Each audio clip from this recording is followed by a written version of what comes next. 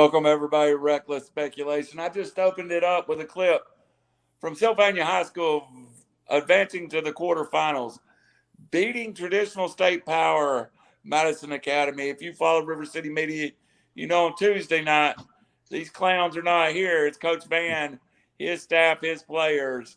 And I just want to congratulate them. A heck of accomplishment. Reaching the quarterfinals. And listen to this, guys. They are playing a team from their own region in the quarterfinals. Right now, there's 8 teams still left in 3A football in Alabama. 3 of them are from their region. So talk about a powerhouse. Awesome. They've got it. But I just want to shout out to them. Wish them luck Friday night as they grow across county to play Geraldine High School. If you're in the North Alabama, the Chattanooga area, your team's been beat, head on down to North Alabama and watch the Rams play. They could use the support.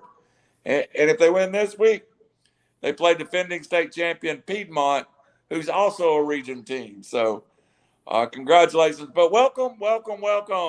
This is Reckless Speculation, your Wednesday night tradition during college football season.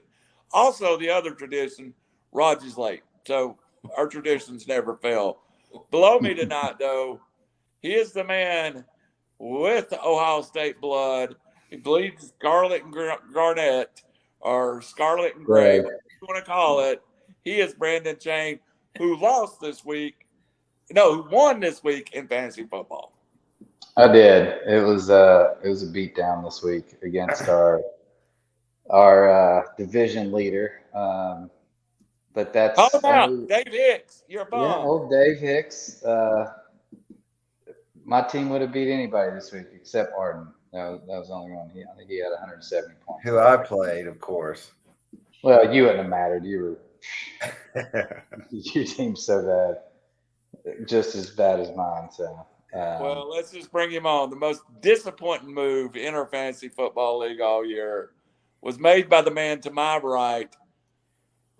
That's just I'm so disappointed in Rob Randall, the proud owner of Deshaun Watson in our league. Well, you know what?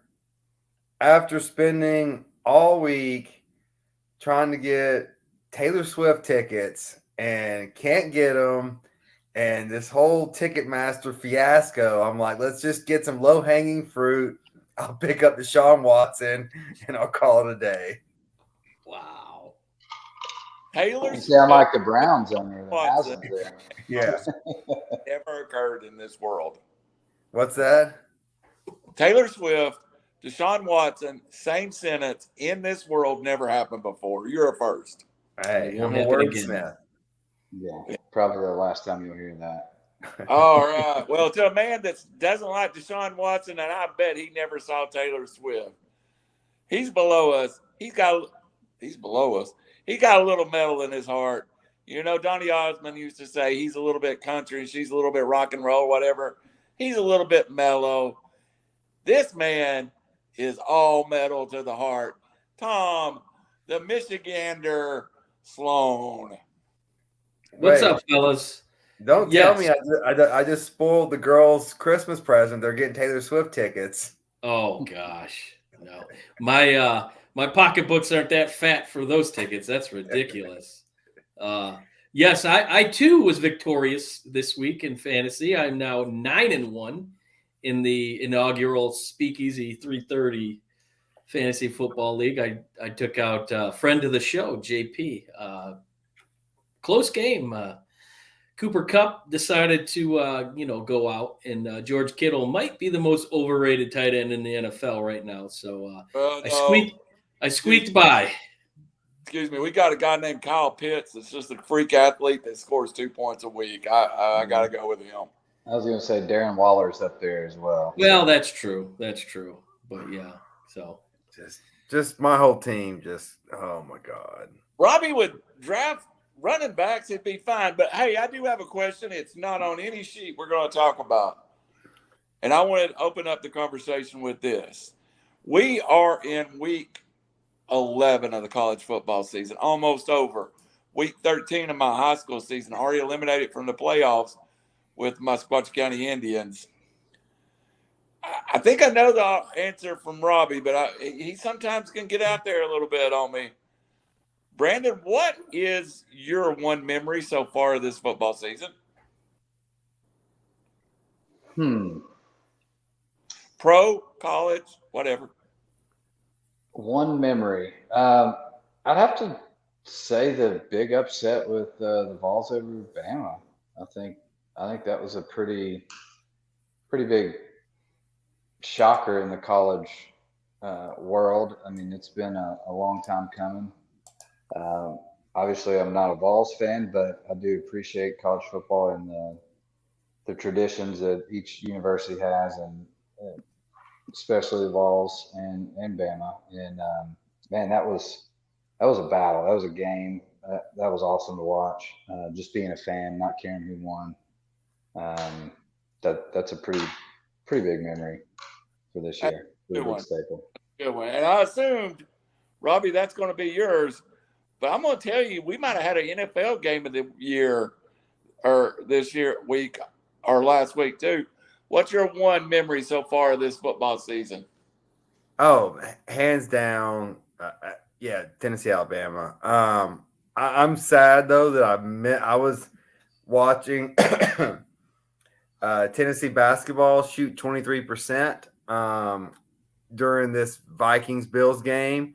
And so I was watching some of the ugliest basketball that you've ever seen played, while from all accounts, one of the greatest NFL regular season game was being played. And so, yeah, I can't.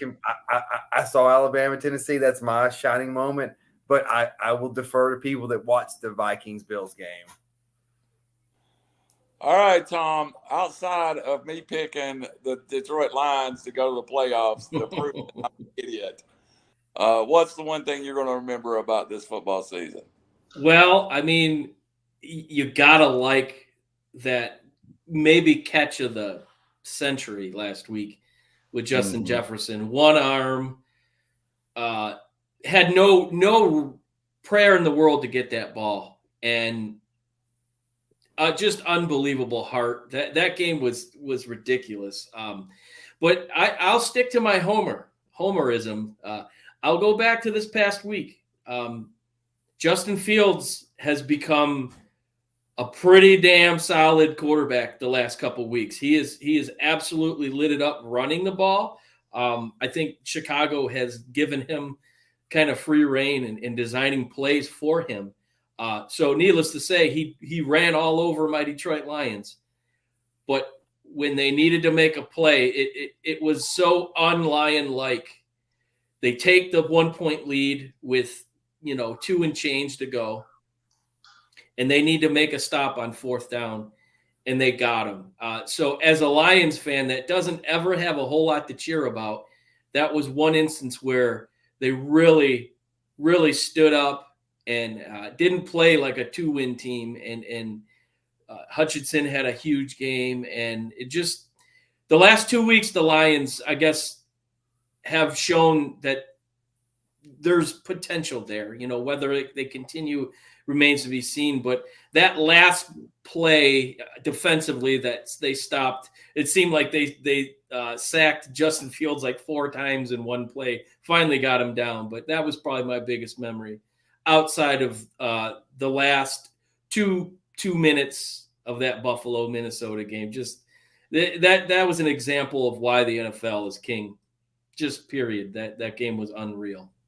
Yeah, and to your point, Tom, it looks like Chicago has finally done what Philadelphia has realized. Like, yeah, you have this dual threat quarterback. Use him. Make the defense uncomfortable. And, use this Philly blueprint to put pressure on defenses. I was having nightmares as a Michigan fan. Yeah. My question is Chicago going to screw this up like they always do? Because you've got, a potential star in the making here with this dual threat. You've got to get him some protection, and you got to give him some weapons. And we need an offensive line. This is the biggest problem. Now that he started running, people are going to start keying in on that, and there's nowhere to go the ball with an offensive line. So he's got to be throwing the ball down the field, or it'll be short-lived. He does, but he's also got a little bit Well, more yeah, time. I mean He's not Philadelphia going to be got Tom Brady. AJ Brown. Like Chicago's got to make some trades and get some. Mhm. Like, go They've for got it. to get some weapons. Yeah. That I applaud the Eagles for going for it, getting the trades. Absolutely.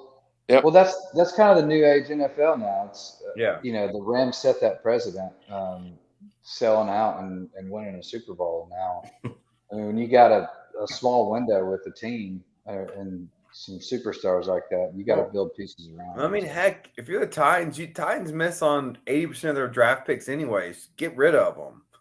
Yeah. I just read all day about Caleb Farley being the next slot number one. But, before we get off the subject, I want to throw something out there. Of course, it's Alabama, Tennessee. Had the highlights, Robbie on the field, me getting to the goalpost. But I'm going to tell you, there is something else surrounding the Tennessee program that I'm going to throw out there. And it's watching over the last 2 years, really. I think in the first few weeks of Josh Heupel's first year, I looked at him and went, this is different. This is really different. And then Tennessee was playing well at the end of last year, lost on a heartbreaker to Purdue, very controversial in the bowl. But I think we've watched the birth of maybe one more coach to the elite status. I think you can now move Heupel into the area where Lincoln Riley lives, and maybe the bottom of that top 10. Still no threat to like the Sabans or the Smarts or even I don't even know if he can compete with the Ryan Days, but I think he's definitely moved into that genre where the future of college football, he can be a player in that game. Because I'm going to say something. Everybody can call that deep offense a gimmick, but there's some pretty smart people in the SEC been trying to stop it for 2 years, and they ain't figured it out yet. So I kind of think this guy might be a little bit on the ball. So he's definitely a great coach, and especially this year. But to start getting into that kind of status, I think you've got to have consecutive years of being in the top. This is your first year back in a while. I'm not saying that you're not going to be, heavily favored next year preseason and continue on, but I'm not saying that he won't make it, but I'm just saying to put him in that, his potential is there for sure. Mm-hmm. So he went 12-1 at UCF, and everybody forgets that because it's all tied into Scott Frost, who we probably see what Scott Frost is now. Maybe I think right below that Lincoln Riley level is where I'd put him. And I think Lincoln Riley's still got a lot to prove. He might have made the playoff. He's really never put together a stamp signature season either. That, he's always had. We'll get into this later, but this year could potentially be a 1 year turnaround here. Yeah. And again, there's just not a lot of elite coaches these days. I mean, we talk about it. Our is the only coach out there that's probably elite at this point that doesn't have a job. And you got to look at what's all transpired in the last year and a half with the NIL and the transfer portal.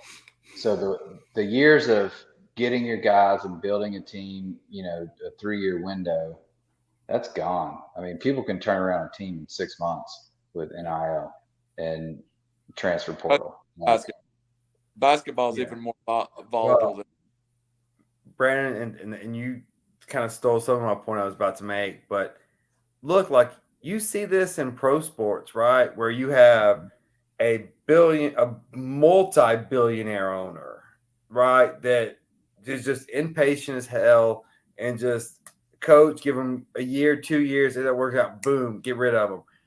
With the TV money now and the billionaires and the NIL, this is the same. Like, so Tennessee's kind of become this blueprint of hire coach, fire coach, hire coach, fire coach, hire coach, fire coach.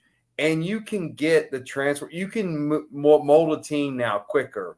Then you don't have to have these high school relationships 10 years in advance, getting ninth graders. You can come in and say, this is what I'm selling, and boom, boom, boom, turn around quick. What Riley's doing at USC, it's a whole new ball game. And now it is. Yeah, I mean, there's a waiver wire. I mean, literally, absolutely. like you can build your own system and you can handpick people in the waiver wire, via NIL, transfer portal, whatever, and move them to your team that fits your system the best. And you can turn around and compete with anybody. I mean, there's no more, building that team. Like I said, you can't. There's not a 3-year window where you get guys. You got to build them up and wait their turn, whatever, and build a program that way. Now, I mean, look at Lincoln Riley's doing it. I mean, there's several coaches doing it this year. So it's changed the game of football, but it's also, in my opinion, it's made it more interesting, and it's made it a little bit more fun to watch. Now you don't see quite the dominance on the typical teams. You're starting to see some teams compete, and that looked awful early. That looked completely awful. But once they started getting the pieces in the LSU, right places, exactly, they're starting to really surge towards the end. So it's a whole new game, man. It's not the typical college that we're used to. I'm going to push back on Josh Heupel being elite with one stat, and if anybody can get past this stat, I will give you Josh Heupel's not an elite coach. Y'all ready? Josh Heupel got Drew Lock drafted in the first round. I mean, Jamarcus Russell was drafted number 1 overall. GMs make stupid decisions. That doesn't correlate with college coaches being good. Hey, I'm not saying Josh Heupel isn't great. Sam Darnold. Yeah. Baker Mayfield. I'm saying, there's tons of busts. Baker Mayfield has been worldly successful compared to Drew Lock. Yeah. No, I agree. I'm just saying, I'll even go this. Help. Brandon, Brandon and I can write a damn book about the Titans blowing first-round draft picks on quarterbacks. Everybody, hey, we've got one that's playing pretty well. We're starting to catch up to the Browns. I mean, wait, who? Oh yeah. Jake Locker. We had Jake Locker. We had the Glass Man. They made a movie about him. Yeah. We've got one in Atlanta. We're just waiting on y'all to screw up Derrick Henry so we can have him. Well, I just can't believe Mariota hasn't gotten hurt yet. I figure Ritter would have been primed to play by week 8, but only time in his career he's never been hurt in the season. I can't believe it. Setting the stage for Desmond Ritter right now. Last week is the first time the Atlanta papers started talking about Desmond Ritter. Well, could we see Desmond Ritter before the year's over? As a Falcons fan, is that who you really want?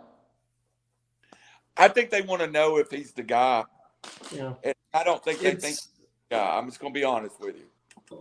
I think Atlanta hopes Desmond Ritter is better than they think he is. I think he'd be in if they thought he was the guy. Yeah. But you see him in practice. You see. But in practice, Joe Milton beat out Hendon Hooker head-to-head with Josh Heupel watching. But this was even if not, even if he hadn't, then you think he's the guy. Put him in the game. This is a punt year anyway. The expectations were very low. They're neck and neck with Tampa right now. I mean, no, I know they are now. But I don't see Desmond Ritter. I don't think they're going to take that risk.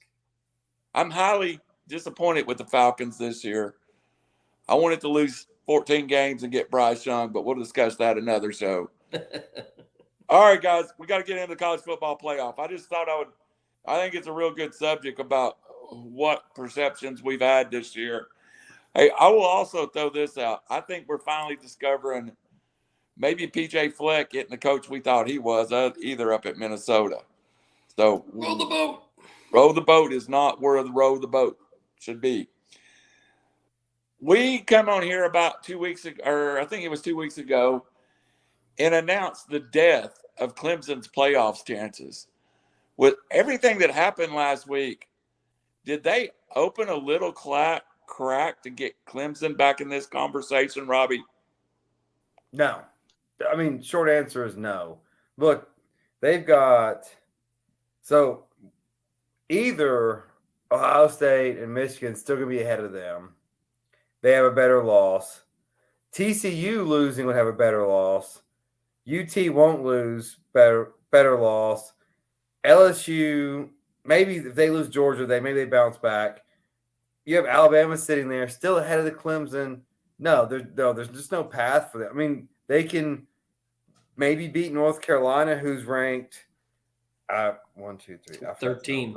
13. Yeah, so maybe that's their best win of the year, 13th team in neutral site. No, there's just no path. And let's say LSU beats Georgia, there's no way Clemson deserves to get in over the 3 SEC teams, much less the 2 Big Ten teams. Like, all of them are above Clemson.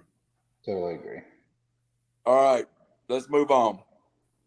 So the poll comes with LSU in front of USC. Is LSU have a path to the playoffs other than winning? There is no way a 3-loss team gets in, Brandon, are they? No chance. No, they have to beat Georgia in the SEC championship, and then that is going to be debatable at that point. It's going to be hard not. Yeah, we will. So I'll just leave it at that. No, short answer, no. They have no chance. They have to win out to be in the conversation, and then that's going to be a lot of moving pieces at that time. All right, Tom, one other question, then we'll get into some of these debates. Last week, you proposed a world where Michigan and Ohio State both got in. With the losses last week, that becomes maybe not likely, but more of a probability than it was when you expounded it last week. Well, I mean, they were even talking about it in pregame with some of the college shows that, there's a chance, depending on how the outcome is. I think TCU going down to Texas and winning probably closes the door on that because I don't see TCU losing this week if they play the defense they did down there in Austin. But it would take a TCU potential loss and Tennessee not playing at their best down in South Carolina, which, who knows, that probably won't happen, as Robbie tweeted back at me the other night. So it would take a miracle. Of course, the Big Ten bias that I have, if it's a barn burner down to the wire game, either team, it's hard to say, well, they don't deserve to be in the top 4 top teams in the country, but just seeing how it's going to unfold and how the committee thinks, probably not happening, because I don't think any of us expected TCU to beat Texas. And let's face it, it was 17-10, but TCU only gave up 3 points defensively. So I think they've proven themselves to be right where they belong. The path for a Michigan Ohio State loss to stay in the top 4 probably came to a halt because of TCU. So I mean, it's a pipe dream. I'm still going to hold on to hope, but probably not as enthusiastic as I was last week. Do you not give Baylor, who's only a couple of points dog? Baylor's been unpredictable all year. When you thought they were going to show up, they just haven't. And TCU has proven that it doesn't matter. They'll go down to a hostile environment. I mean, Austin, Texas on a Saturday night, and they played like they didn't have a care in the world. So going to Baylor is probably more of an easier task because they've already shown that their confidence level. I mean, what's Baylor ranked right now? Are they? They're not. I think Baylor's better coached, and yeah, I mean, they have as good as a home, they don't have as many people. That home field advantage is almost kind of like Oregon. It's small, but it's loud. Yeah. So I would say resume wise, TCU should be number 2, but eye test they should be number 4, 5, 6. That's where it gets difficult for these people. I mean, TCU's beat some quality people, but they beat them when they were ranked. They beat Oklahoma when they were ranked, but that's name brand, right? Oklahoma sucks. They beat Kansas when they were ranked, but that's why they fell off the ledge. They beat Oklahoma State at Oklahoma State. Good win. Or no, at home. Sorry, at home. Beat them. At Texas, yeah. And then they beat Kansas State at home. This at Baylor game and in the Big 12 championship. Yeah, if TCU wins out, they deserve it because that's what we want is inclusion. But yeah, Tom, I have a hard time visioning any way the loser of the Ohio State Michigan game gets in. There's just not enough quality wins there. Not anymore. And it's just because I'll give Ohio State some credit. They at least scheduled Notre Dame. Harbaugh destroyed this schedule was 3 years old. You know, this is the 3-year schedule. Yeah. And yeah, you know, I've been pushing that. I've been pushing that the whole season. You know, it's when it comes down to it, their Achilles heel is going to be the fact that they've got one of the worst strength of schedules. I mean, I heard a thing today that I kind of had to get a kick out of. The UConn win week in and week out gets better and better because UConn's bowl eligible, and Jim Moore Jr.'s got that team playing really well. So there's a coach that probably will get a nice job next year. Yeah. But I don't. So let's play it out. If Michigan loses to Ohio State, their best win is at home against Penn State, and there's no way they jump Tennessee. Yeah. I don't think so.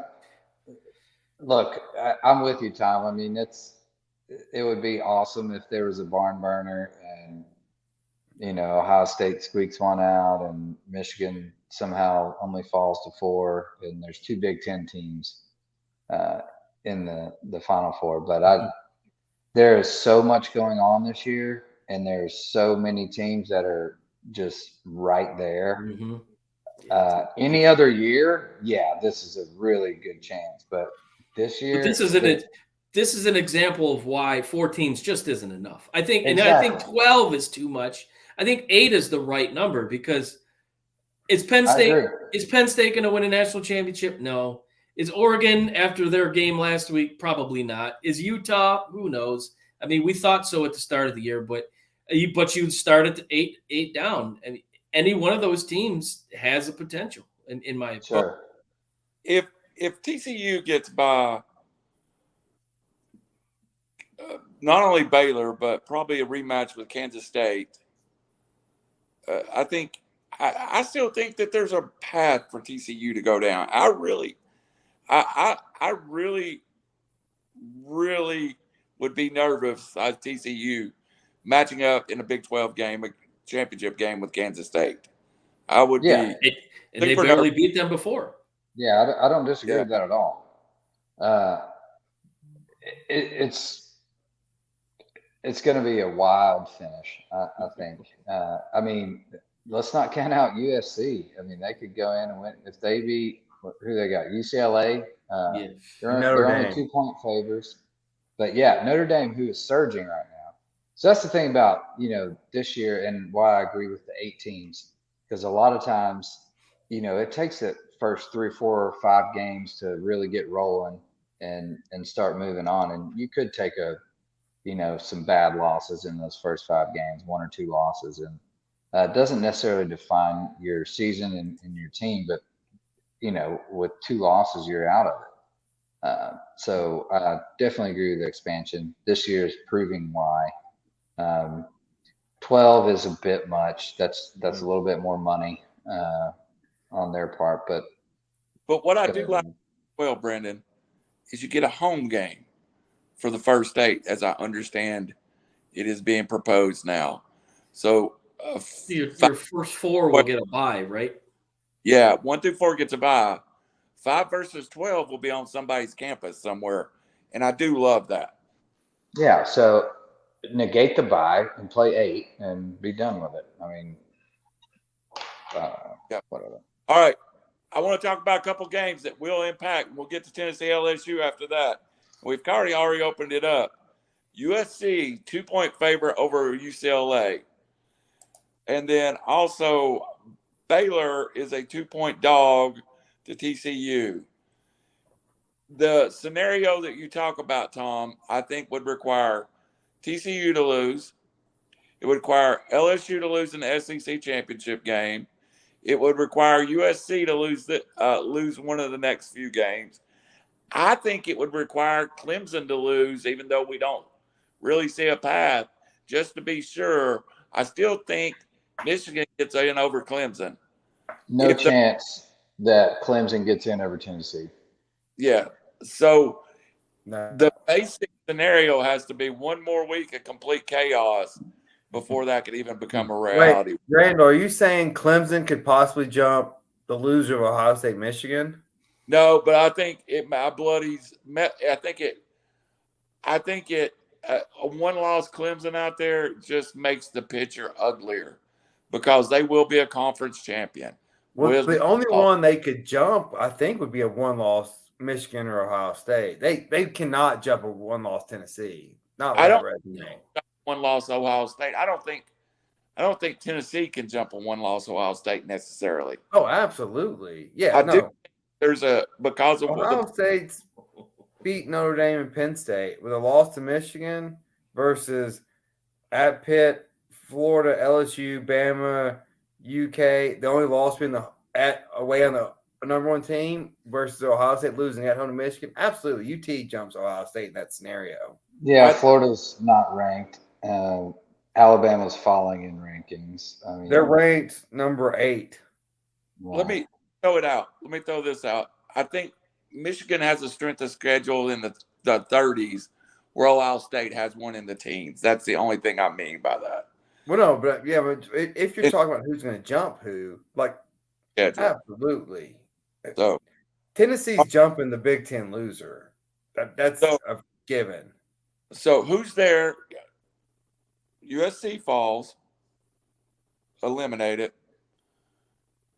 LSU loses to Georgia. That's 2 people gone. The next up is Alabama at 8, and then Clemson at 9. Mm-hmm. Not a 2-loss team. Not this Alabama team. No.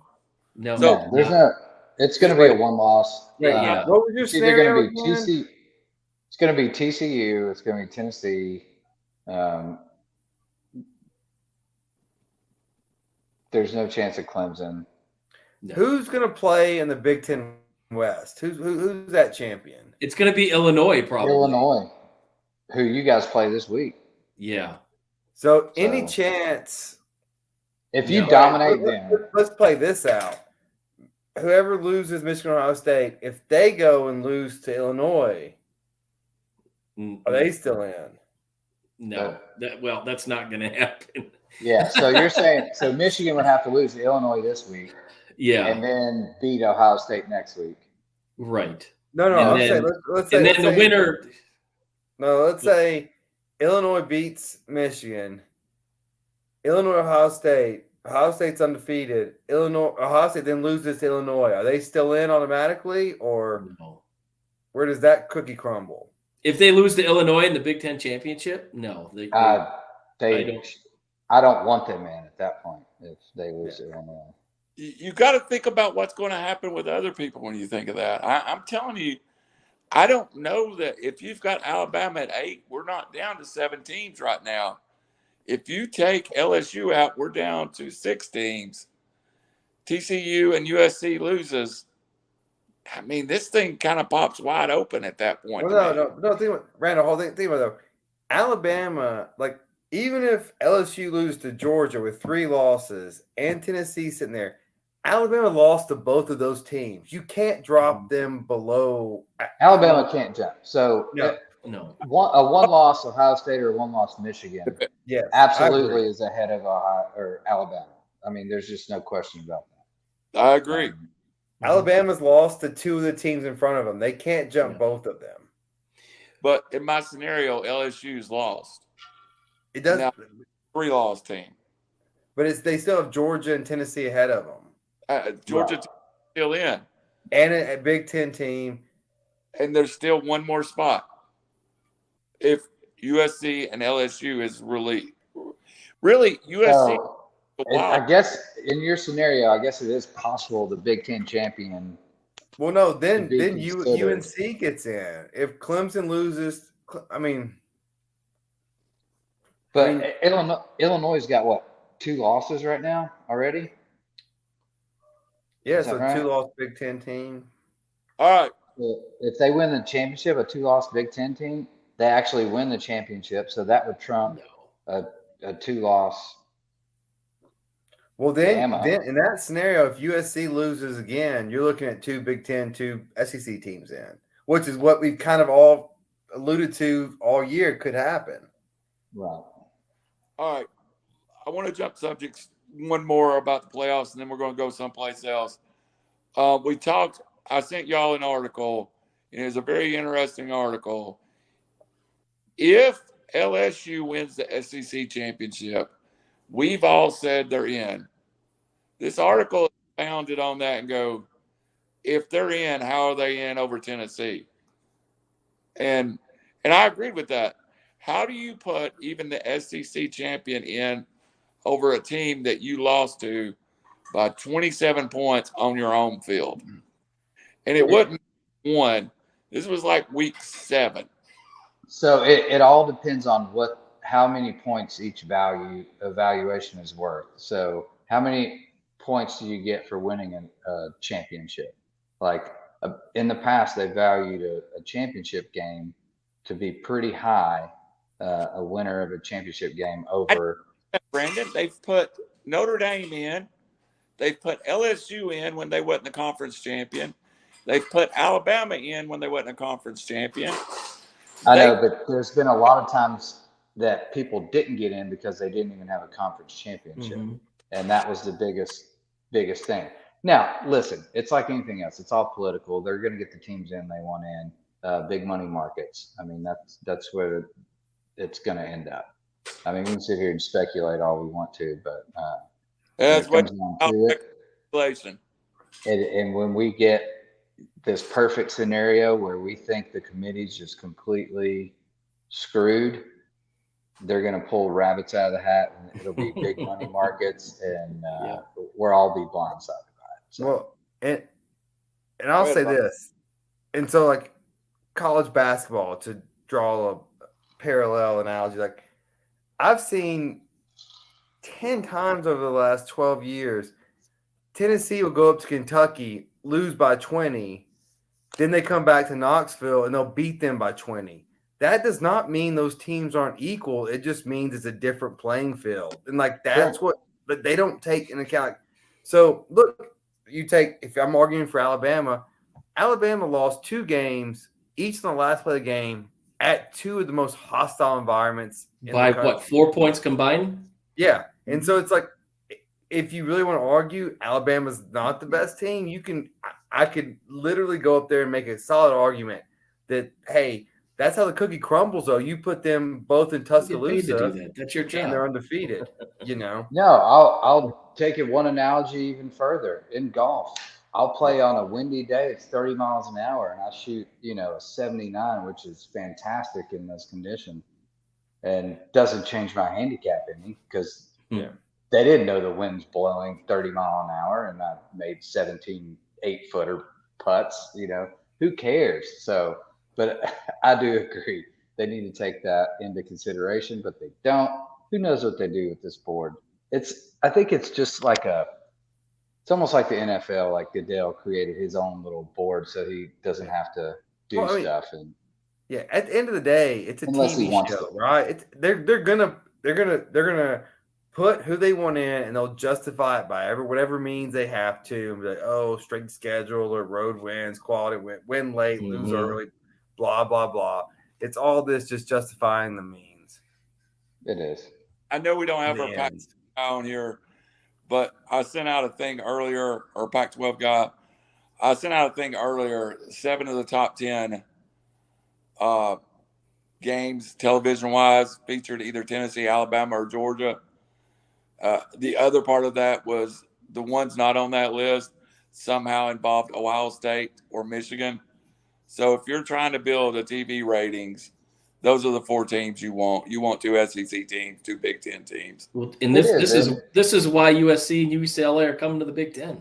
Absolutely. So they can get some traction. So they can. There's no question about it. They're a victim of circumstance. Last week, 10 o'clock, kickoff. Like nobody on the East Coast, is sober enough to watch those games, but they're exhausted because they've been watching football for the better half of 12 hours. And that's when you wake up and you got to check the scores in the morning and be like, hey, I know I was watching this game, but how did it end? Even worse, top 10 USC played on Friday night last week. Yeah, that's ridiculous. I mean, you can't do that. No, it's Pac-12 trying to be like MAC, playing on Tuesdays and Wednesdays. MAC plays on Tuesdays and Wednesdays because nobody watches the MAC on a Saturday. So now they get some notoriety. You don't need to put them on a Friday night. That just MLB World Series takes some notes because I actually watch MAC football because there's nothing else on. Yeah, MAC. See the blizzard in Mount Pleasant. I know, right? And like how the Pac-12 has literally one of the best marketers the world's ever seen as one of their emperors. Like, just talk to Phil Knight. Be like, hey, what can we do to make our brand national? That's why he's going to be in the Big Ten. Stop kicking off at 10 o'clock. Yeah. That's your first. I literally try to stay up to watch them. And when most of the world is watching football, that's when you want to play. Yeah. Right. All right, guys, we've got to move on. Not only was that game USC, but it's Colorado. And to me, Colorado is one of the best names out there. Yes, Colorado football is not what it once was, but neither was Tennessee football. Colorado is a sleeping giant on that west side of the country. Yeah, they're getting some big time recruits right now. They're in no man's land, though. The Pac-12 is going to dissolve. And I hope they land somewhere because I love the University of Colorado. All right, let's go around the table, and then we move on. We're going to talk about some teams not in playoff. Each week we're going to do this. I'm going to start first because I think I've got an interesting take, and I'm going to give it out. I think TCU wins out. I somehow do not believe they want Tennessee and Georgia in Atlanta. One of 2 things I'm going to predict happens. Either Tennessee passes TCU or Ohio State crushes Michigan and passes Georgia. They're going to build this one, or Michigan crushes Ohio State and passes Georgia. But we've seen Michigan and Georgia in the last calendar year, and I don't think they want that. Don't remind me. I somehow think they're going to get Tennessee and Georgia away from each other. And I still think the 4 teams are the same that we've talked about for weeks. Georgia, winner of Ohio State, Michigan, TCU, Tennessee. But I think the winner of the Pac-10 ends up playing Tennessee and Glendale. TCU ends up in Atlanta with Georgia. I don't know how they do it. I just predict they do it. Brandon. Yeah, I mean, I get your point on that, but because I'll be honest with you, the Tennessee Georgia will draw a great rating. I'm not sure Ohio State and TCU in Glendale is going to draw a great rating. It will from Ohio State side. I know, but that's kind of like feeding right into the whole corruption of the college playoff board. Like, well, it just happened last year. I get you want to, try and keep away matches that previously happened, but if the cards fall how they may. Like, let them play out. Who cares if that's their ranking and that's where they should be placed? Place them there. You got to win out. So what? You got to play Georgia again. If you beat the other team, you got to play them again in the national championship anyway. So I disagree with that whole. I'm not saying that you're wrong, and I think that's probably more correct than what I'm thinking. I just disagree with the whole system of it personally. I think they should just evaluate it based on however they scale points or evaluations or whatever, and whatever their total points are and how they fall and whatever their ranking is, that's where they should be, regardless if it's 4 SEC teams in a row or whatever. But that's a perfect world, and we'll never get that. And Who's your 4? my 4th? No, who's your 4? Lay it out. Atlanta, Glendale. I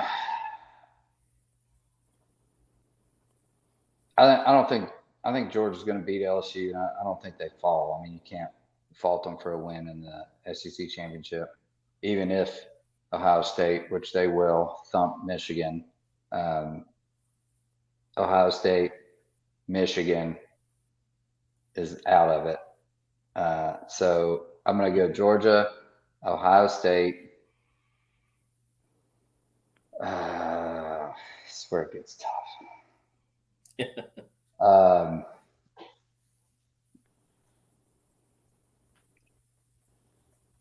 I think Tennessee gets in there. I think it's TCU, Tennessee. All right, that's actually the same matchup I got. Tom, you're next. Robbie, and then Rod. We're closing out college football. We're just getting our final 4 up. Tom. Well, yeah. I think Georgia's probably a lock against LSU. Although I think that game's a little closer than I think would be predicted. LSU has definitely showed up under Bayou Bryan somehow. They got a quarterback, so we'll go Georgia 1. I'm not jinxing anything. I'm just going to go the winner of the Michigan-Ohio State game. I'm not making a prediction yet.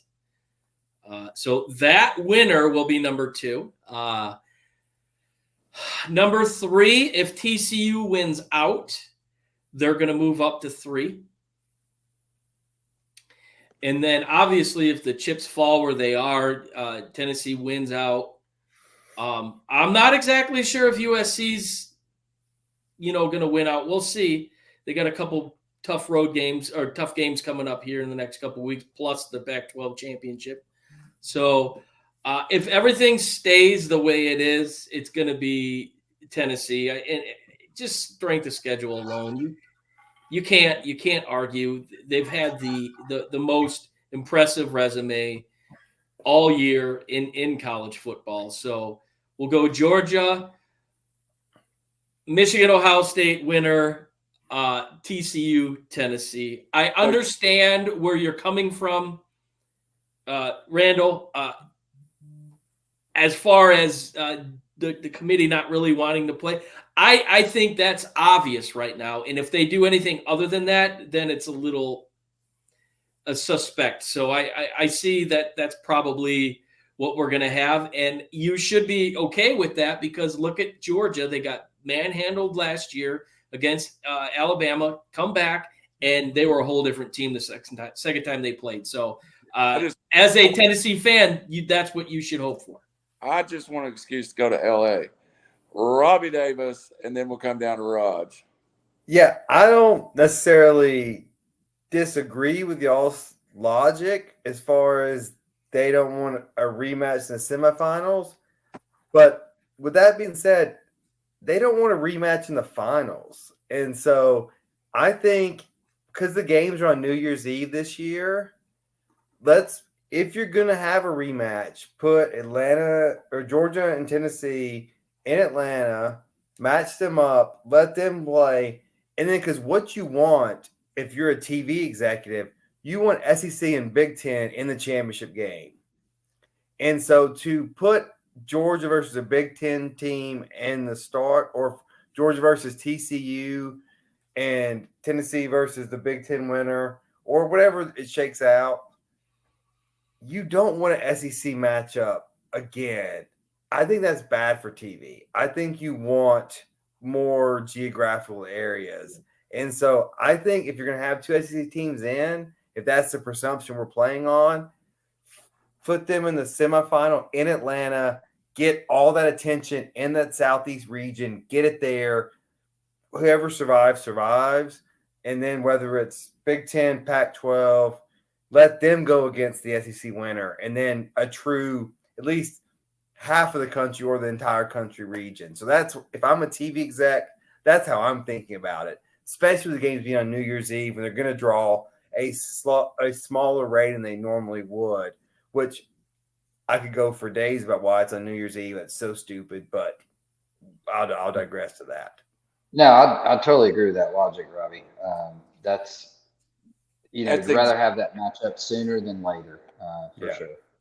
Because no one wants to see Tennessee, Georgia, if that's the 4, Tennessee, Georgia, in a championship in LA, where it's starting at an odd time, Eastern, and then no one there cares about the game except for people flying over. Like, it's just that's a bad look, I think. That is exactly the opposite of what they did, though, by jumping Alabama over Cincinnati last year to create. I think they've learned from their mistake, though. I think they're going to learn. They got the highest rated college football game. Well, yeah, because everything is going to be higher rated than the other because there's more people watching. Like, I think Tennessee, Georgia brings higher ratings than any combination that they can put on there. Are you kidding? Ohio State, Georgia. Georgia would blow. And that's a one-time rating. What Robbie's talking about is what it does for the sport and down the line. I mean, I can tell you, I know a lot of people that could care less about that matchup. If it's Ohio State, Michigan, it's just not interesting. Ratings for one game are just people watching a TV. It's not good for the sport. We all know the SEC is the best, but it's boring as hell. And I didn't watch that game last year. And I like football. Guys, I can't think of a game that was more anticipated than Alabama, Georgia last year in my lifetime. Oh, God. Well, with all due respect, your lifetime is very regionally centric, if you will. I did not care that much about that game. Who had no interest in certain regions, too. College football is – we can only go by what has happened this year. No, but Randall, hold on. Let me push back, though. You can't separate yourself from where you live, right? Yeah. So you live in Tennessee, Alabama, or Georgia, Alabama country. So imagine being someone in Seattle. Do they care about this rematch they just saw 2 weeks ago? USC play is not sold out tonight. Huh? It is sold out. There's only 70,000 capacity, 70,850. It sold out yesterday. Yeah, well, it sold out yesterday because But you're revealing your nature right now. This is not a competition. We're not saying one versus the other. But everyone wants the most interesting matchups are those that don't occur. Ohio State, Georgia would be fascinating, I think, for everyone. It's not Tennessee being number one facing Michigan. I'd pay to watch that. That'd be awesome. That's what we're talking about. We're talking about intriguing matchups across the country that you don't normally see. I have a proposal. You all are misunderstanding. The proposal that I laid out has no rematches. Just because I separate Tennessee and Georgia doesn't mean that I'm expecting Tennessee and Georgia to win. Because honestly, I think the final is Ohio State and Georgia. But anybody in the same conference is what we're talking about. You have a potential. What we're saying is make it an impossibility there won't be a rematch. Yeah. No, but anything out of conference would be rematch in the first round, first game, like they did last year by passing Alabama over Cincinnati. Y'all are thinking I'm expounding the Tennessee credibility here. I'm expounding they want the best possible matchup in every level of the playoffs by getting Tennessee away from Georgia. They want TV market. So if if Tennessee and Georgia are in the playoff together, pair them in the first round. Let them play, then let them advance and let that winner play someone else that hasn't played them before. You just said Tennessee and Georgia gets the worst finals rating. That means they get the worst semifinals rating. Which is on New Year's Eve, which is automatically bad rating. So we're bumping up the finals rating. Right. The only way to not get a rematch is to not have Tennessee in the finals, period. So if Tennessee's in the finals, there's a potential for a rematch regardless. Day one, I think Tennessee loses in the opening round. So, again, by getting Tennessee away from Georgia, you have no rematch in the playoffs. Everybody assumes. If Tennessee's away from Georgia and Georgia's in there, then there is a potential for the rematch. Do you think in the finals? I just said. Yeah. Anybody think Tennessee beats Ohio State on a neutral field? No. I mean it's a possibility, but they can. It's not impossible. Over under might be 80, but it's not impossible. The fact we don't know because we can't really understand the matchups is what makes it interesting. That's why you want to see a game. But if it comes down that Tennessee has to be in, I mean, I don't think you slide the pieces around just to avoid a matchup in the beginning. I bet you it does happen.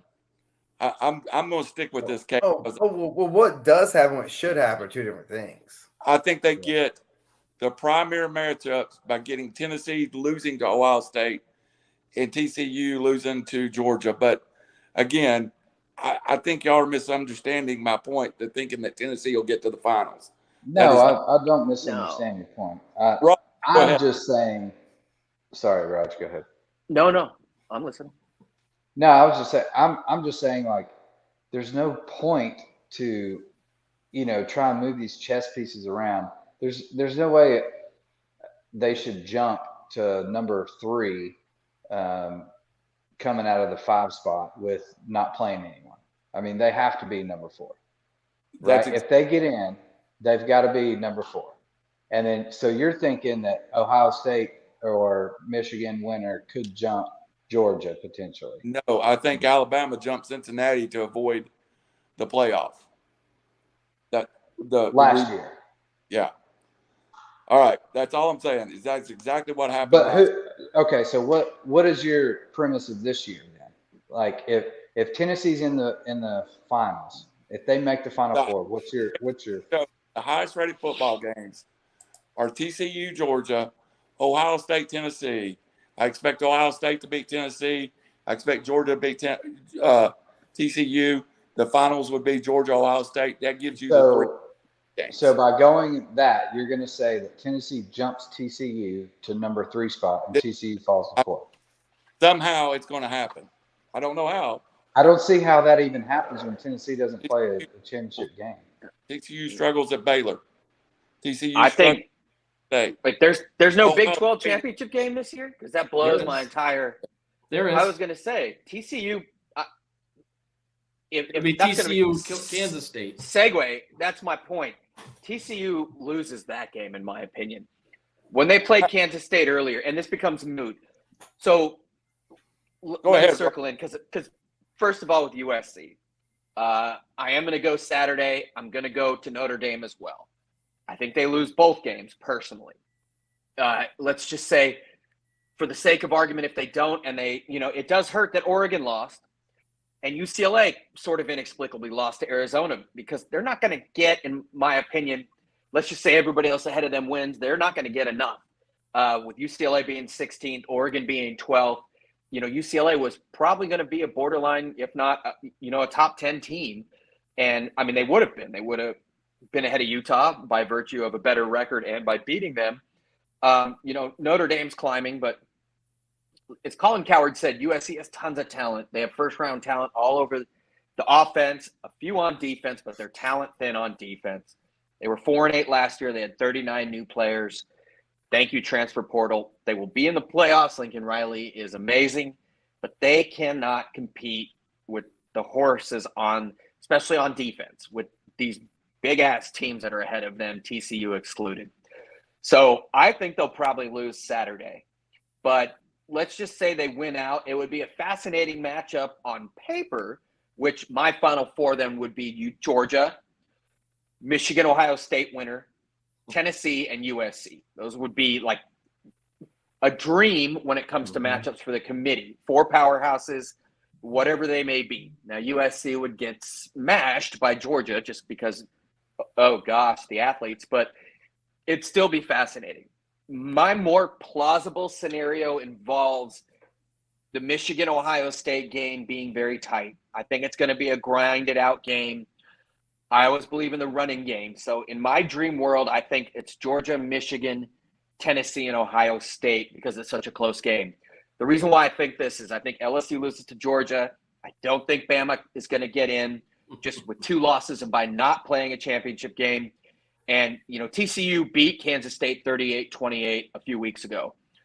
That was Will Howard's first action of the year. It was 28-10 Kansas State when Adrian Martinez went down, something like that. And TCU came back. Since then, TCU has a combined score of 79-3 in beating Baylor 31-3 and Oklahoma State 48-0. Will Howard has 7 TDs and 0 picks. He is more well-rounded. He's not as one-dimensional as Adrian Martinez. They played 2 games with them. Overarching point, I think they beat Baylor in a championship. Not Baylor. They beat TCU, who will beat Baylor, in my opinion, in the Big 12 championship game, which takes TCU out. Hey, Ross, Therefore, let me ask you this. I don't think this could happen. Let me just play this out. If Notre Dame beats USC, that gets Notre Dame up there. Clemson wins the ACC. Does Clemson have any chance of sneaking in over those ACC or those SEC Big Ten schools? So the reason why it's a possibility is North Carolina is pretty highly ranked, and they're sitting there. The Clemson-North Carolina winner, because they're in different divisions, I believe. Yeah, are they not? Play the ACC so they would play in the championship game, and as you know, it's about the numbers game and who you can beat. And Tennessee's best thing going for them overall. We're just talking numbers here. Yeah, they beat LSU, but they hammered the number 7 team and I know you guys already talked about it. Yeah. But it's all about who's got the highest ranked win, and eventually it's going to be Ohio State or Michigan. Right now it's Georgia over Tennessee. Just speaking in that way, can Clemson and North Carolina, that's going to probably be a top 10 win for whoever gets out of that. With USC, if they would have had UCLA and Oregon didn't lose, just in dream world, those would have been 2 highly ranked wins if they won out. And I think USC gets in. But to answer your question, yeah, I think there is a way. It's going to come down to Bama and kind of what happens there. And there's going to have to be some style points. Is it probable? No. But is it possible? Sure. And you got Drake Maye, you got highlights, you got names. If Michigan and Ohio State's close, I can't see Clemson jumping either of those. There's got to be some blowouts along the way, or Alabama, Clemson blowing out. Alabama's lost two games at the last play, both on the road. Yeah, it's got to have a lot of cosmetics involved. A lot of those games have to be just high. They've got to be ugly in their favor, whatever that looks like. Rudge, would you agree with the statement that the death nail to the Pac-10, Pac-12's candidacy was both Oregon and UCLA getting upset last weekend? Absolutely. It just in every way. UCLA losing to Arizona was terrible. It was ugly. And I don't know if you've watched Arizona and Jaden DeLora. I'm not even going to try to make excuses. He's a gunslinger, and UCLA was caught looking ahead. There's no doubt about it. And it's college football. It was Pac-12 after dark, which is Rob and I mean, just a joke. Yeah, and 10 o'clock kick.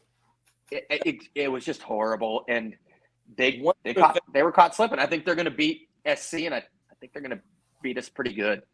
One other thing, but I'm Rob, still going. How did you feel about USC in the middle of a title run, moving to possible title run, moving to Friday night last week? Because I see that as a complete insult.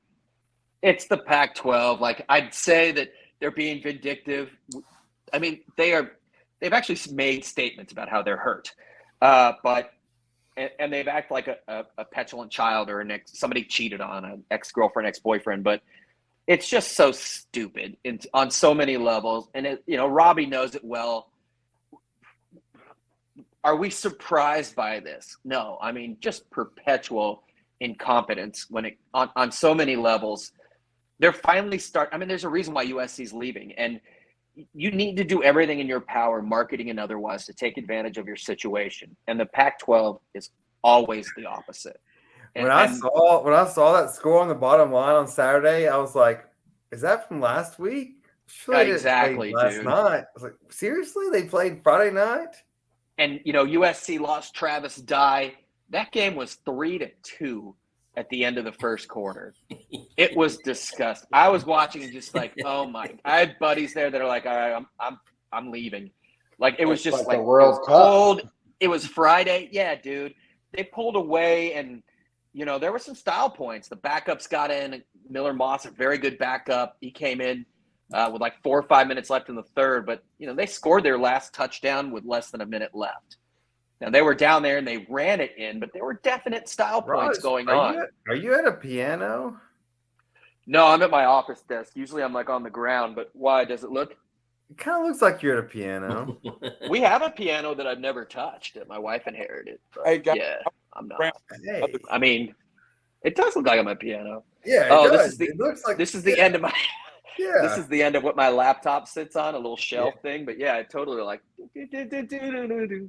Hey, Raj, I'm going to work my way backwards. I want to talk about Oregon State finally tops the top 25 of the playoffs. Is Oregon State the most underrated good team in the country? No, only I think weren't they ranked a few weeks ago, and then they lost. They fell out. Yeah, they lost at Washington though, which now doesn't look like a bad loss.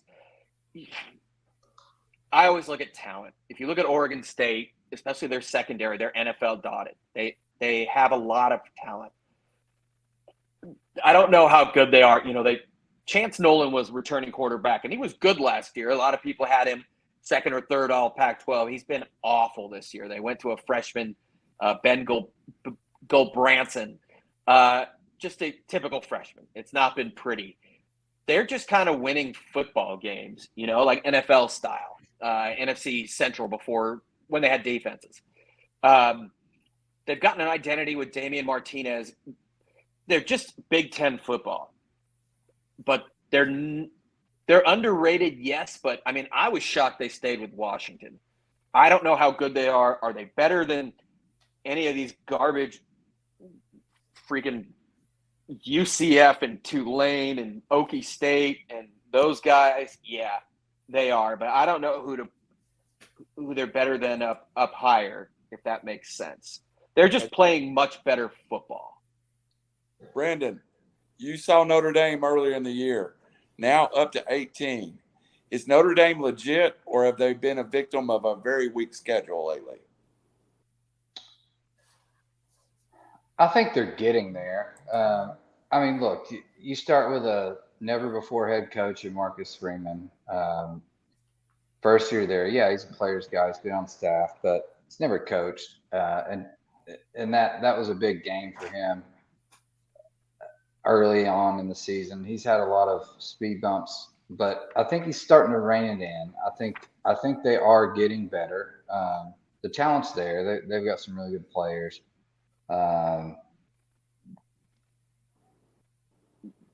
Strength of schedule, yeah. I mean, I get your point on that, but they are beating teams that they should, and they're working their way up. I mean, look at, like Raj mentioned, I was going to say Tulane's been kind of one of the surprises this year to make the top 25 with Will Fritz. I mean, they've done a good job over there with the lack of talent that they have on that team. So anytime you crack the top 25 and being not a big name school, it's pretty big accomplishment. But yes, Notre Dame, I'll credit they're getting better, and they're a different team than, yes, when we play them. Raj, I know you're going to make a point about me trashing their schedule. Go ahead. No. I mean, you can only play the games in front of them. They played with everyone. They just hammered what the committee thought was the number 4 team in the country in Clemson or whatever they were at. I was just going to make a point about the players. I mean, you're a recruiting guy. They've been they're top 5 right now for next year. They've been in the top 15, almost every, top 20 definitely, but they were top 10 with Brian Kelly how many times over the last 7-8 years? My point is the players are there. It's just they have a new quarterback, they new coach, new system. They have a lot of guys that they lost to the NFL. It's college football. You start out one place and you end up somewhere totally different once you come together. And I think they're a dangerous team. And if you haven't seen their running back, what's his name, Audric Estime or whatever, he's 235 pounds. I mean, he's a brick house. The best tight end in the country too. Yeah, Michael Mayer, and those are USC's weaknesses. So I think it's going to get ugly with them too, unfortunately. But they got players, man. In the end, you look at players, and they got guys that are going to be playing on Sundays. So it can't be that bad.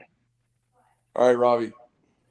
Yeah, with all this subjectivity and about who plays who, I feel like you got to take a step back and be like, well, look, when did they schedule whoever they scheduled? Because you can schedule UConn 10 years ago and they were good or bad, or you could schedule Notre Dame. Notre Dame was at the top of their game 5 years ago when Ohio State scheduled them.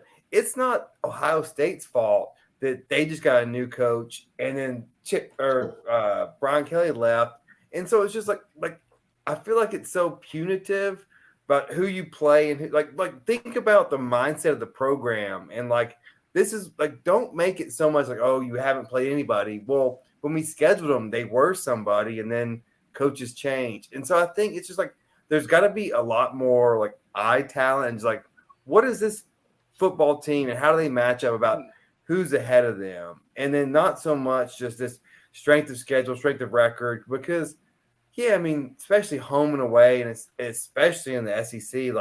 Look, if and I hate to give Alabama any credit, if the schedule's flipped, if it's next year, Alabama has Tennessee and LSU at home, they're undefeated and they're in the playoff and they're walking in. It just happened that flipped this year. They played at Tennessee and at LSU, and but that doesn't make them better or worse. It's just the way the cookies crumble, and so.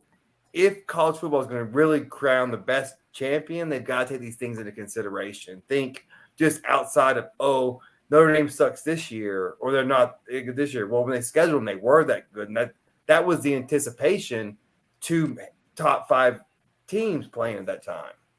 Michigan's praying that's the case, right, Tom, with their non-conference this year? That's the problem with the whole board, though, is there's no objectivity there.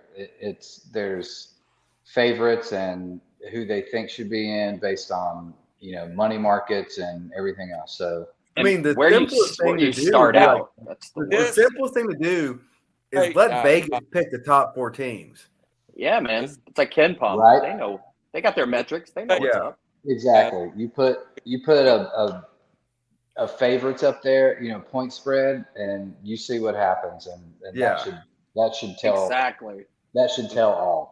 Yeah, I hate to pick on Tom, but when poor Michigan got faced against Georgia last year, it was it's a bloodbath. That's the best 4 teams the committee came from, and it's not Michigan's fault.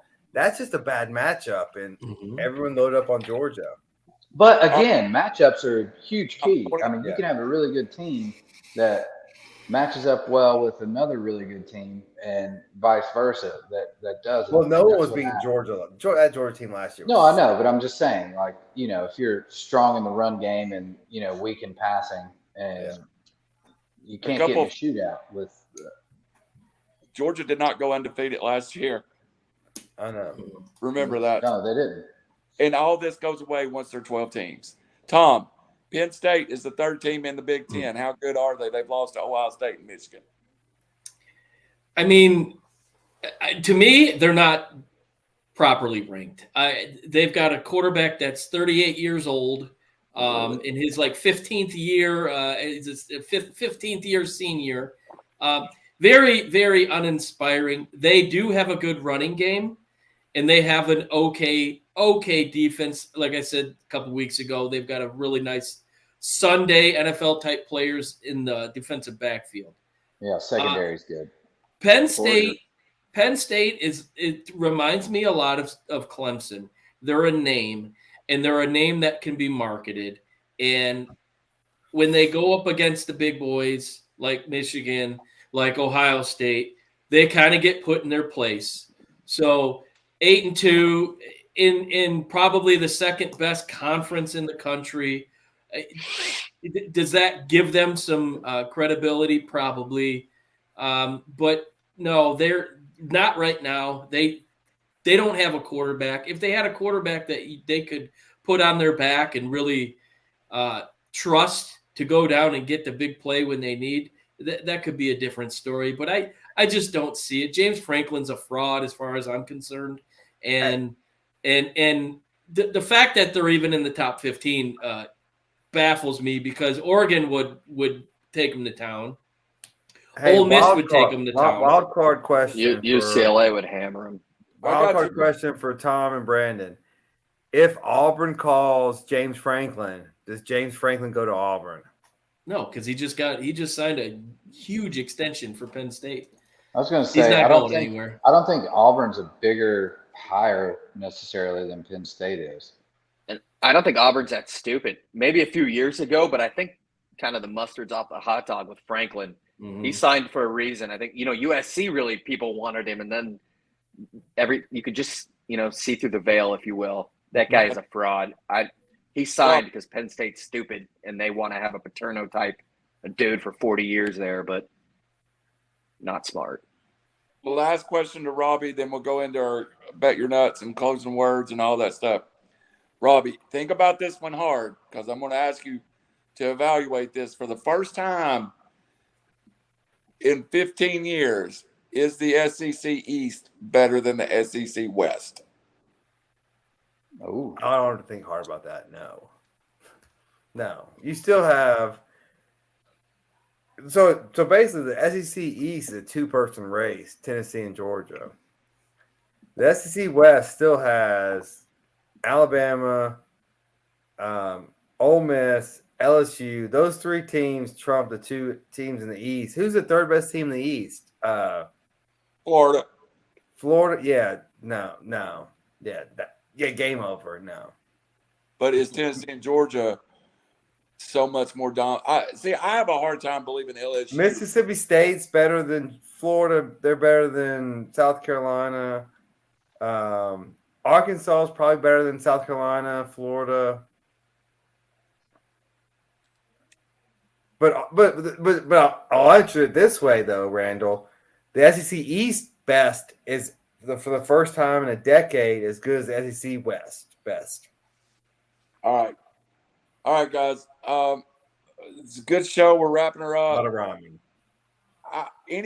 Anybody else got any other teams? I'm gonna throw one out just because I give you all 1 minute to make a case, and I'm gonna make a case for one of the ones that Rod said or whoever it was said that they're. I don't know what they are. I agree with Tulane. We don't know what there are. I think UCF with Gus Malzahn is down there in Orlando going, no. Auburn, look. I think it's the biggest mistake that's been made in college football in a long time. I think Gus Malzahn's a good coach, and I think that program is better than even the national perception of they're a 20 team. Are they could they play in a Power 5 conference? Absolutely not. But if somehow this was split into a group of 5 national champion like in high school and a Power 5 conference, I think UCF is the team that's closest to being able to play with a Power 5. And I also think they have the best coach of what we'd call a mid-major. And I really think Auburn made a huge mistake getting rid of Gus Malzahn. Hugh Freeze is sitting there. So is Jeremy, the guy from Coastal Carolina. What's his name? Yeah, they both got NCAA investigations going on. Is their problem? The guy from Coastal Carolina does? Yeah, he's got a nasty one too. He's got one Hey. probably. How? There's not even any rules anymore. How can you get caught cheating? When he was at Charleston Southern, he got caught playing players. Oh, that's when you gotta say fuck. You guys already talked about Dion, I imagine, but what about the Tennessee offensive coordinator quarterback? What's his name? Alex Golish? Golish?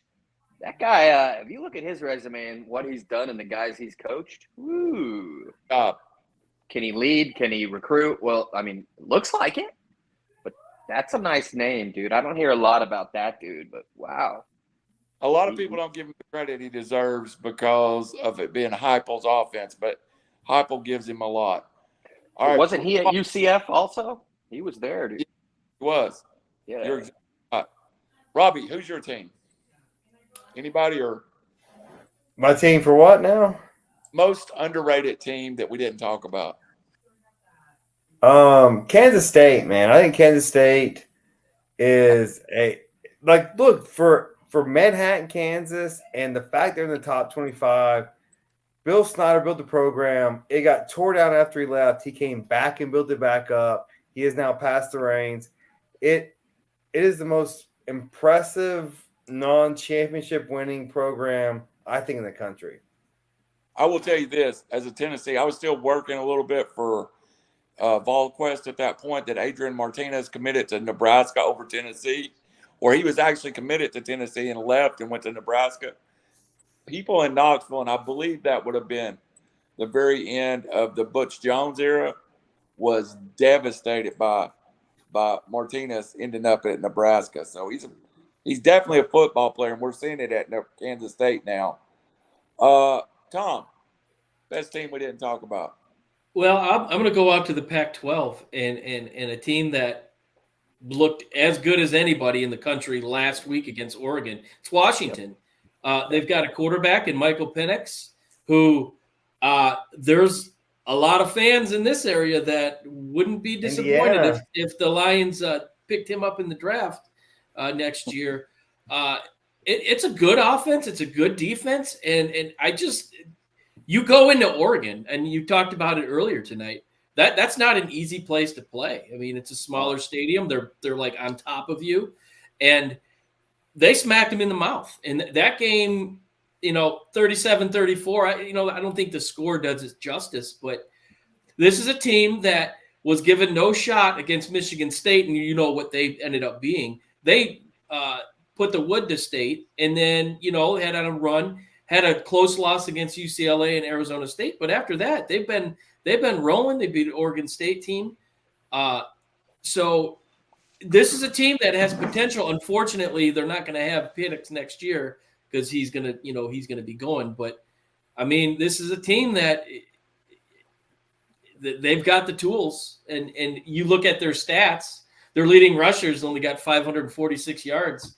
Wayne, I'm not even going to try and pronounce that last name. But in your leading receiver, I'm not pronouncing that one either. 914.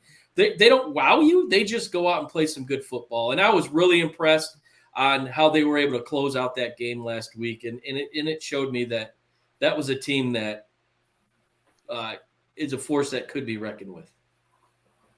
Yeah, to your point, they had a bad loss at Arizona State.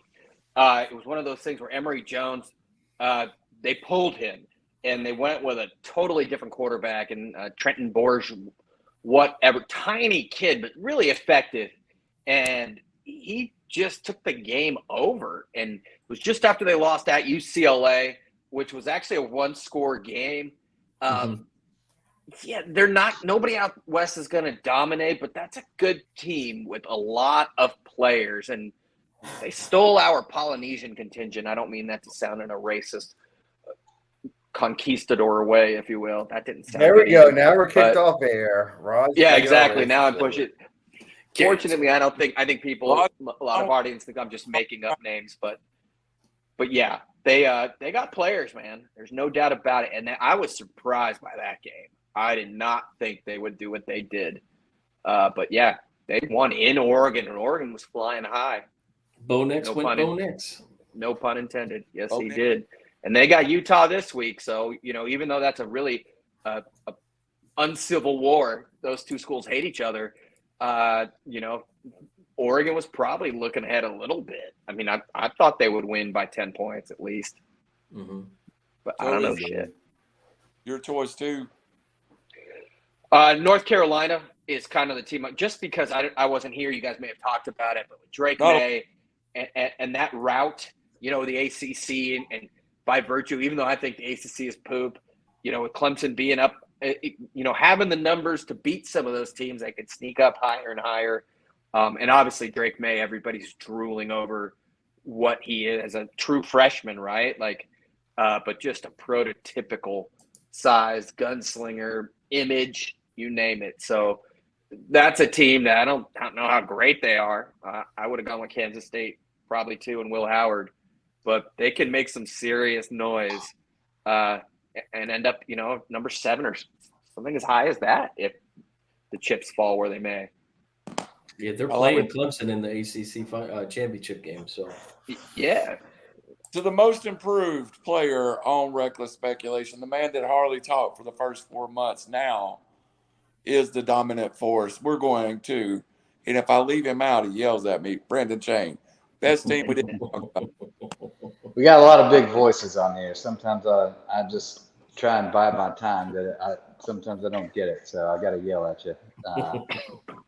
But no, again, it's to me, it's Tulane. I mean, it's the first time they've been ranked in the top 25 since 1998. I mean, all you Vols fans can relate to that date, 1998. Hey, Tulane still has a 98 national championship banner hanging on their school ground somewhere. I'm telling you, was that Sean King or something? Who was it? Yes. I think it's a pretty big Bowden or leap Terry in there. Bowden. One of those Bowdens was there. Terry, I think. Yeah, Tommy. I think it was Terry. Tommy? It was Tommy, I think. Whatever. Anyway. This is why Chain gets pissed. We start talking about Terry and Tommy Bowden when he's talking. Yeah, I don't. Everybody on mute. Go ahead. No, it's all good. I'm just saying, I think it's a pretty big leap in their program. Things are looking up. You got NLI, you got transfer portal. They're in the top 25 now. I mean, are they ever going to compete? Who knows? Chances are probably not. But could they, hang around the top 25 for a few years? Yeah, maybe. But I think it's pretty cool to see Tulane up there, because usually that's one of those people you see on the schedule. It's like a Sunday day off, and you don't really pay attention to them. So that was kind of my big point of the whole underrated, untalked about teams. I think that guy's been there for 10 years. Their quarterback, Pratt. I'm sure. Spencer Pratt or Michael Pratt. Spencer Pratt was the guy in the Hills. I think he had like a COVID year and took off and all that. And yeah. So he's dude. He's like 7th year senior or something. Michael Pratt.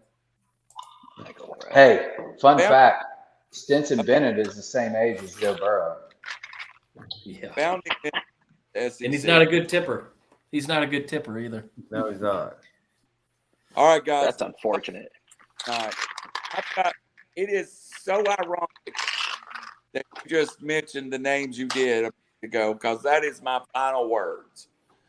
I want to talk about how NIL and the 6th year of eligibility have helped a couple of players that come to mind, including the one in Knoxville and Hendon Hooker. I saw that Stetson Bennett and Hendon Hooker are both older than 3 or 4 starting quarterbacks in the NFL. Mac Jones, I think they're older than Tua. It's ridiculous. But let's think about their career. Even Will Levis, who's on his 5th year, I believe, and how NIL and being able to make money and stay in school. If Hendon Hooker had chose for his 4 years at Virginia Tech to go to the NFL, he would have been a practice squad player, maybe made a spring training or a fall, Safety. and he would have been gone and never played football again. By taking these extra 2 years, and 7 figures he's making in Knoxville. Great living he's making in Knoxville. Just picked up NILs from French's Mustard, which I think is one of the funniest one I ever heard, and the Benz dealership in Knoxville. That given NIL, given these quarterbacks and these other players time to develop in college, not everyone matures at 21. Not everybody is the best football player they'll be at 21, but it's hard to find an NFL team that would keep a quarterback around 3 or 4 years while he grew into his skills. I think it's great for football now that we see these second chance portal guys really exciting. And Stetson Bennett's 25 years old and got a chance to win his second national championship. Hendon Hooker is 24 years old, and he's second at worst in Heisman trending right now. So I don't know if it's the wave of the future, but it does feel like a way to get more talented quarterbacks developed at an earlier age and into the NFL.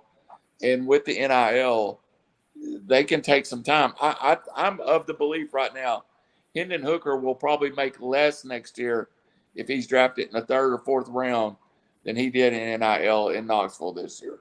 So yeah. I'm all about for everything wrong with NIL, everything wrong with transfer portal. In some cases, we're seeing huge benefits off of it. And y'all mentioned Burrow. I think Stetson Bennett is actually still older than Joe Burrow. So by a few months or something. Yeah. So, but to your point, I totally agree with you. It's gonna keep kids in college longer to let them develop longer. But let's be honest, Stetson Bennett and Hendon Hooker, regardless of NIL, they were not going to the NFL. They were going to stay in the first place. This was prior to all that when they made these decisions. Not saying that it didn't help, but that is, again, to your point, it proves that, hey, if you stay a little bit longer and under the right system, you can really develop and really create value in your future and your brand and what you do in the NFL. And that's been way too long coming because all these kids come, they want to go in, they're told they're good their entire life. They have a couple good highlight reels and they go into the NFL and they fizz out in 2 years. I mean, it's just, they don't get enough chances. So, and totally agree. I think NIL and transfer portal is great for college football right now. Brian Young, just it's not eliminated quarterbacks. Brian Young was bagging groceries, saw a flyer for Georgia Military College, went there, spent 6 years in college, and he will be a 2nd, 3rd round pick as a defensive end. Jarrett Versus at Florida State went to Niagara as a non-recruited player. He's probably going to be a 2nd or 3rd round pick using the transfer portal. I just think there's some really good things about it that we don't ever talk about. Robbie Davis, what is your final words for the night? Yeah, I've got a couple. Yeah, as well to go on this topic. We gotta go bet your nuts first, right? Before final words. Someone who didn't start a career till they were 29. I get the whole waiting and making sure things are right, making sure everything's okay before you jump into things like a maniac. So yeah, I started my first job, my first career at 29. So yeah, I get that. That's my number one point. So I understand that. But my main point though is that guys, Roz's team, USC, is playing with the Volunteers in the Bahamas next week. I've invited him to the Bahamas. He keeps passing it up. I'm like, we're saying adults, all inclusive. He won't go. I think he's a little scared about what Tennessee may do in this tournament. But they're going to kill USC now. I'll let him tell you why he's not going. But the invite's been there for a while. My second point is, hey, I think The Rock is on something with this XFL stuff. If I'm buying stock, I'm buying stock in The Rock and the XFL. Me too. He was on Sports Center tonight. It was on the radio when I was driving around. I think he's onto something. I do too. No, yeah, go ahead. You gonna cash out your FXT stock first? Damn. Yeah, you know better than that. I'm all GME. That's my whole net worth is GME. What happened to AMC? Number 3, my notes say basketball can learn from football. And what I mean by that is I'm not sure what I mean by that. I don't know. I'm not sure what those words may have been not written clearly. So number 4, though, my bet your nuts is the under in the Buffalo Cleveland game. Brandon and I were on early. Come on. 6 feet of snow? Boy, that's a stretch. Yeah, no, Brandon and I, we bet early. We bet 43 and a half. I got 43 and a half. It's at 41. So Brandon and I got 43 and a half. It's going 20. down. The caveat, though, is now, Tom, of course, your team's going to try to take money from us poor people, and they've offered the game to be played to Detroit. Hopefully, if it's played in Detroit. They have? Yeah. Really? That's what I heard on PTI when I was on the treadmill today. Well, I'm going. I'll be there if that's the case. Game be played. But no, it should be played in the outdoors. Under 43 and a half. I think it's down to 41, maybe 40 now. 41. But that's the bet your nuts. Under 7 feet of snow, giddy up. Hey, You could say 10 over under 10, and you'd probably get that. Let's do our final words and bet your nuts. I forgot to make my bet your nuts, and Brendan, I did screw it up, so we're going to do it. Hey, Tennessee laying 21. We've already proved we'll score with 30 seconds just to make it look better. So, you done, Robbie? Yeah, maybe. All right, let's go to the gambler's worst friend, Tom Sloan, trying to get the game moved out of Buffalo. Hey, I'm going to be pushing for it. I want to see that game. I might take my dad there. He's a Browns fan. So, anyways, I'll start with my bet your nuts, and we'll go NFL for this game. Coming off the game of the year, the catch of the century, I've got Minnesota, who for some reason are the underdog at home against the Cowboys, who laid an egg in Lambeau last week. So I got Minnesota. It's a 1.5, which, that's not a whole lot, but I've got them winning the game. It's a home game, so I got them winning. And I'm going to go out I'll double down on that. I like that too. I like that. Yeah, I don't understand. That number is going to move. It'll be even, if not Minnesota favored by the time kickoff happens. And then I'm going to go to the Big Ten. This is Mickey Joseph's make it or break it game, in my opinion. They are 11.5-point underdogs against Wisconsin, who really hasn't shown me a whole lot this year. They fire their coach. They bring in Jim Leonard, not the Jim Leonard that's in our comment thread, but they bring in Jim Leonard as their coach. But I like Nebraska here at home, 11.5-point favor underdog. So I think they're gonna cover that, and I think they can come out with the win if they play right. If they can play a complete game, they certainly haven't been able to do that very often this year. But my final words are. This is a team, this is a player that I think at the start of the year, we all were pretty much in agreement that you didn't want to mess around with. And who I'm talking about is Tom Brady. Gone through about as much turmoil as you can for a season. I think he went on a hunger strike, looked like he lost about 47 pounds. His face turned into a skeleton with just a skin sheath over it. But did you see ever since was already dating another guy? Oh, it wouldn't surprise me. But ever since that Taekwondo trainer, they were in the. It always comes to that. Yeah, and same with Marjorie Taylor Greene with her sex guru. But anyways, God. Ever since that Allegedly. the history or the story of them getting divorced has kind of been publicized. He's looks like a different player. He's a little bit more vocal. he looks a little bit more well-rounded. And what I saw last week in Germany, and what he said, it was like a Super Bowl type of atmosphere. He looked like the Tom Brady of old. He was fired up, and he's got them on a 2-game winning streak, and in a division that there's no reason why they can't win. So it's exciting to watch a 45-year-old guy, because I'll be 45 next Tuesday. You can send your Chris birthday presents my way. But anyways, it's exciting to see how he can turn the season around. It'll be interesting to see if he can keep it up. But I think a lot of us were wondering, is he going to really go out like this? And I think he's turned it around. And if you look at a team, they're getting their running game going. Fournette had a really good game after he ran his mouth about his production, and he put his money where his mouth was last week, and he had a really good game. And so I think if you look at the way the season has turned out, this has probably been the most unpredictable NFL season that I can recall.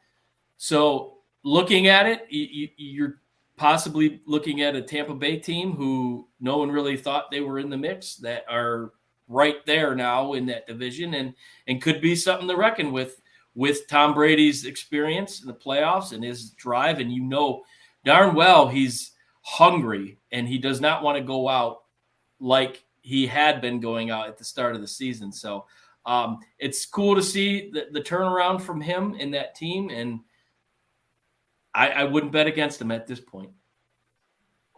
Speaking of that, I'm glad you brought that up. I'm seeing Justin Fields for a Saturday in Atlanta. So when you talk about that crappy division, we're part of it.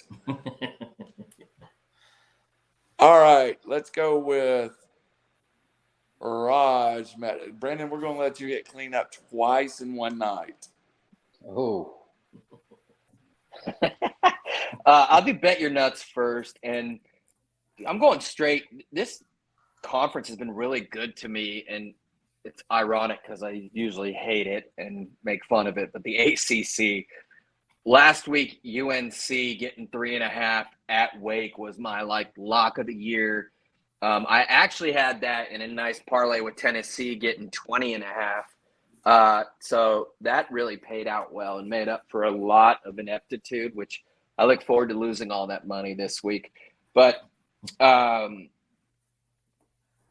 kind of undermining exactly what I was about to say, because I was going to take North Carolina minus 21 against Georgia Tech, but I actually moved to the Big 12. So yeah, thanks ACC. I actually got one right.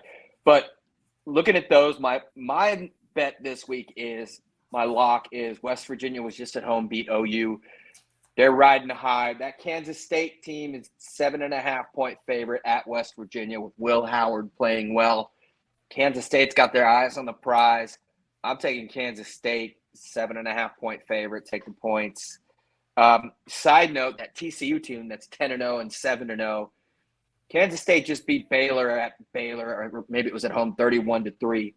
10-0 TCU is a 2.5-point favorite at 6-4 Baylor.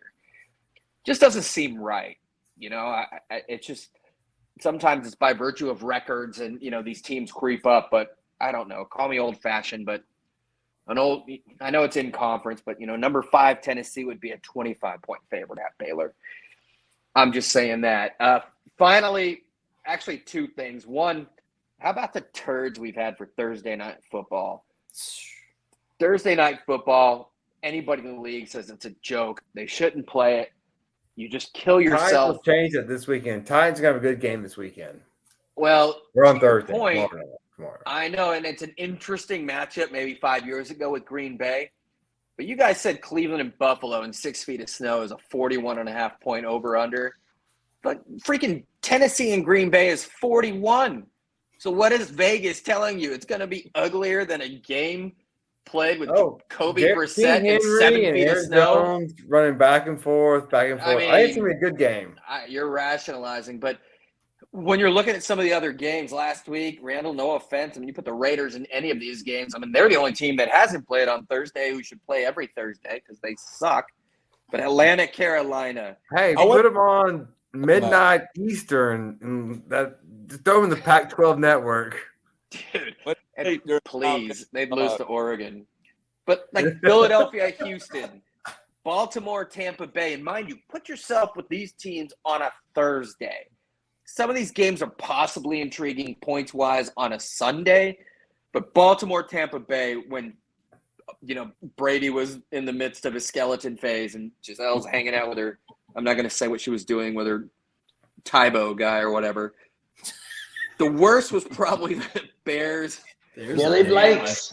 and the Commanders, the Bears and Commanders, Saints in Arizona when they're both just garbage, Pittsburgh and Cleveland, and Indianapolis and Denver. I mean, just come on. Like, why play these games? I agree. Tennessee and Green Bay is an intriguing matchup. Well, no, it'll just the still be logos and everything, terrible, but it'll be this, ugly. This is the thing, though. Like, as much as you give everyone and I do too, give Roger Goodell crap. They gave him a goal. Take Thursday Night Football. Make these teams play short weeks. It's gonna be terrible football. What can you sell it for? Oh, here's Amazon, $1 billion a year. Boom. Exactly. And that's another thing. Hey, for it's the viewer, suckers that pay for this product. That's the problem. Oh, they make fortune. And there's a reason why they have 17 weeks now and why Amazon is broadcasting these awful games. Yeah. There's so much money involved, and these matchups are calculated as well. You don't see a lot of high-flying teams going at it. It's almost like they're aware of the possibility for injury and otherwise on short weeks in the week. It's all calculated. Google's logarithm or something. Finally, like, just looking at college football, I was just like, bear with me. When you're looking at the top, like, 10 or 12 or 15, whatever, 16, you can guess the conferences, but 2 and 3 face each other. Both of them beat 11, who hasn't beat anybody. Out west, 16 beat 17, who beat 12, who beat 16. By the way, 16 plays 7, who beat 23, and 7 hasn't beaten anybody else. Finally, when you go to the SEC, 1 beat 5, who beat 7 and 8. 7 beat 8, who just beat 14. So that's the SEC in a nutshell. And finally, LSU barely beat a crappy Arkansas team without their quarterback. If you look this week, Arkansas is a very close, what are they, like 2.5 against somebody decent? Who do they play? And you're telling me you're not behind a piano? You lost me at 1 versus 2 minus. That was 3. my point. That was my point. That's college football right now. Hey, next week, go behind a piano and just that play. was my point. Play That's what I was doing, dude. I was playing different melodies. This Finally, Robbie, SCI expected to be better at basketball so far. The team that Tennessee beat by 30 tonight beat USC. There's kind of an rationalization for that, but I'm not going to get into that. And, I am going home for a couple reasons. One, of course, to see my mom. It's just me, so it's kind of a vacation. 2, I get to be alone in the house I grew up in. And 3, that house is just found a bum living in it. So I've got to do some work on the house and work with the property manager company. So I got to deal with a bum. So that's why I'm missing the Bahamas. Guys, I will be out of the country next weekend or next week. Enjoy. I will not be here, but I will try to log on and watch the show. Next week's special edition, half the length and twice the information is what we're calling it. Unless Tennessee loses to Butler in the round 1, then I may be pissed off and say, F it, I'll go to the internet cafe and Hey, jump shooting teams, man. You never know. Yeah. By the way, to Roger's point, every NFL team is supposed to get at least one primetime game. We know where they took all the crappy teams and gave them their primetime game, Matt. Oh, yeah. The Lions aren't playing on a Thursday. They are at Thanksgiving. Yeah. Well, look, again, it's somewhat similar to college. I mean, they do schedule these games at least a year out, not quite as far as college, but, the previous year, that team could have been good, and, you expect good matchups. Well, but the NFL does it very tiered, like the winners of the divisions are matched up in like the East, West, and then like conferences. Yeah, but they give a nod to the big market teams. Of course. Yeah, it's all But the about NFL has the glory of it's on TV, people will watch. They could throw right. they throw the Jags and Texans in London and people watch it. Yeah. All right, B Chains. Final words. Yeah. All right. I'm gonna go bet your nuts, and I'm gonna stay with the hot hand of the Washington Commanders. Now they're playing the Texans. They're only 3.5-point favorites in Houston, but they were 11-point dogs coming off this huge win over Philly. I think they got a lot of momentum going. Defense is playing fantastic. Their defense looked lights out last week. So I think 3.5 is not enough. I think they definitely cover by a touchdown, maybe 10 points. And Chase Young comes back this week. Chase Young also comes back, which is a huge addition to that defense. What school did he go to again?